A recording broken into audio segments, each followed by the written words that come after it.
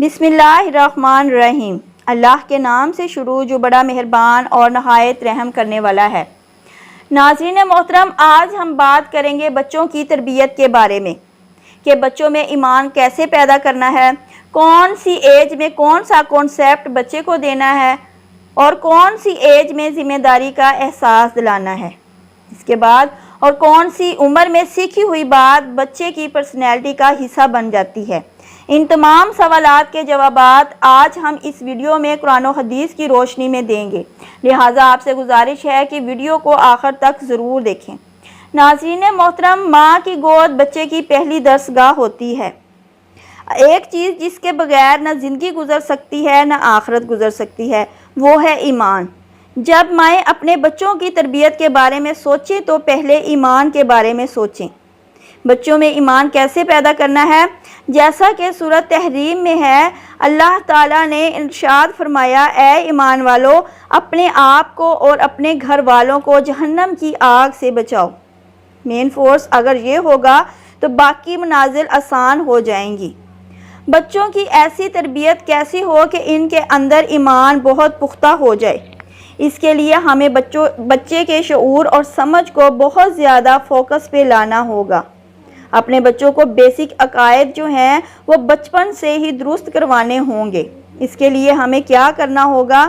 کیا عقیدہ ہونا چاہیے بچے کا اللہ کے بارے میں، فرشتوں اور انبیاء کے بارے میں، جنت اور جہنم کے بارے میں؟ اپنے بچوں کو ارکان اسلام کا عادی بنانا ہوگا کہ ہمارا بچہ شریعت کو اپنے اوپر نافذ کر لے۔ پہلا سٹیپ عقائد پہ کام کرنا ہے اور دوسرا سٹیپ ارکان اسلام کے بارے میں کام کرنا ہے۔ رسول اللہ صلی اللہ علیہ وآلہ وسلم نے فرمایا، نماز ایک اہم رکن ہے۔ 7 سال کی عمر میں بچے کو نماز کا حکم دو۔ 7 سال کے بچے کو ارکان اسلام کی طرف لے جانا شروع کر دیں۔ جب بچہ بالغ ہو جائے تو روزہ رکھیں۔ یہ کنسیپٹ شروع سے ہی دے دیں کہ اپنی پاکٹ سے صدقہ بھی دینا ہے، اور یہ بھی کہ جب آپ کے پاس پیسے آئیں گے تو زکوٰۃ بھی دینی ہوگی۔ اس کے ساتھ ساتھ ہی بچپن سے انہیں حج کا شوق بھی دلائیں۔ جب آپ نے 7 سے 10 سال کی عمر تک بچوں کے ارکان ٹھیک کروا لیے، جہاں اچھی عادت ڈالنی تھی ڈال لی، تو پھر اگلا مرحلہ شروع ہو جاتا ہے۔ وہ مرحلہ ہے کہ جب بچہ ذرا بڑا ہو جاتا ہے، 10 ایج میں آ جاتا ہے، تو اس کو ذمہ داری کا احساس دلانا ہے کہ اپنے اوپر شریعت کو لاگو کرو۔ آپ کا ٹارگٹ یہ ہونا چاہیے کہ میرا بچہ جب 10 ایج میں چلا جائے تو اس کے کنسیپٹ اتنے سٹرونگ ہوں کہ اسے پتہ ہو کہ کون سی چیز میرے لیے صحیح ہے اور کون سی غلط۔ شروع کے سال بچے کی لرننگ کے لیے بہت بہترین ہوتے ہیں۔ پہلے 3 سے 5 سال کی عمر تک آپ نے بچے کو جو سکھا دیا وہ اس کی پرسنالٹی کا مین حصہ رہے گا۔ بچہ اپنی عمر کے مطابق بیہیو کر رہا ہوتا ہے، ہمیں چاہیے کہ اس کی عمر کے مطابق صحیح تربیت کرتے چلے جائیں۔ اگر آپ اپنے بچے کو باقاعدگی سے قرآن نہیں پڑھا رہے، آپ توقع ہی نہیں کر سکتے کہ آپ کا بچہ دین پر اس طرح سے چلے گا۔ اپنے بچے کے اندر اطاعت کا جذبہ پیدا کریں۔ اپنا بندہ نہیں اللہ کا بندہ بنائیں۔ جو اللہ کا بندہ بن جاتا ہے اسے ویسے بھی سمجھ ہے کہ وَلِلْوَالِدَيْنِ احساناً، کہ اپنے والدین کے آگے بولنا نہیں۔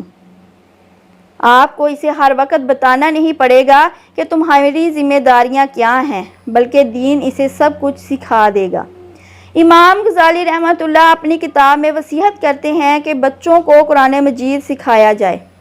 سورۃ روم میں اللہ تعالیٰ نے فرمایا، اللہ کی اس فطرت کا اتباع کرو جس پر اس نے انسان کو پیدا کیا، اور اللہ کی بنائی ہوئی اس فطرت میں کوئی تبدیلی نہیں۔ ایک حدیث میں رسول اللہ صلی اللہ علیہ وآلہ وسلم نے فرمایا، ہر بچہ فطرت پر پیدا ہوتا ہے، اس کے والدین چاہیں اسے یہودی بنائیں یا نصرانی، لہٰذا بچے کی فطرت کو سمجھیں۔ صحابہ اکرام اور صحابیات بچوں کی تربیت کے حوالے سے بہت زیادہ محتاط ہوتے تھے۔ انہیں ہر وقت یہ فکر لاحق ہوتی تھی کہ میرا بچہ جہنم کی طرف نہ چلا جائے۔ ایسا کوئی کام نہ کریں کہ اس کی آخرت خراب ہو جائے۔ امام غزالی کہتے ہیں کہ بچہ اپنے والدین کے پاس امانت ہوتا ہے، اس کا تعین پاکیزہ جوہر موتی کی طرح ہوتا ہے۔